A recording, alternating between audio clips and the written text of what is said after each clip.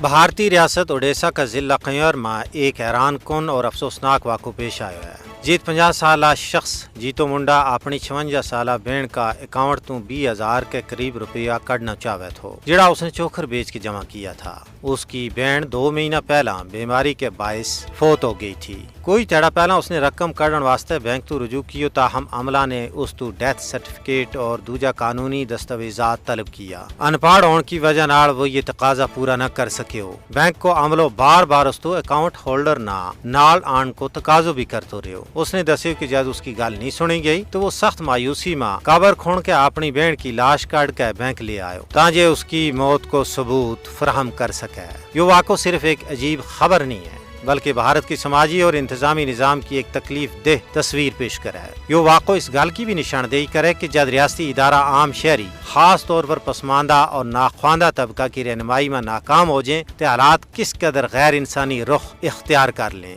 جیتو منڈا کی طرفوں اپنی بہن کی لاش قبر تو کاٹ کے بینک لے جانا کسی بھی طور پر ایک معمولی یا قابل قبول عمل تو ہے نہیں، لیکن اس کے پیچھے چھپی مجبوری اور بے بسی نہ بھی نظر انداز نہیں کیا جا سکتا۔ یا ایک ایسا شخص کی چیخ ہے جڑو بھارتی نظام کی پیچیدگیاں میں پھنس کے اپنا بنیادی حق اپنی جمع پونجی تک رسائی حاصل نہیں کر سکے ہو۔ یہ واقعہ بھارت میں اداروں تک عام لوگوں کی رسائی کا مسائل نہ بھی اجاگر کرے۔ جب لوگ بنیادی قانونی طریقہ کار تو واقف ہی نہ کیا جائیں تو وہ ایسا انتہائی اقدامات چانور مجبور ہو جائیں۔ یا دردناک کہانی بھارتی ہندوتوا حکمرانہ نہ یاد دوالا ہے کہ ترقی صرف اونچی عمارتوں اور بینکنگ نال نہیں آتی بلکہ اس گل نال آوے کہ ادارہ انسانہ واسطے کتنا قابل فہم اور قابل رسائی ہیں۔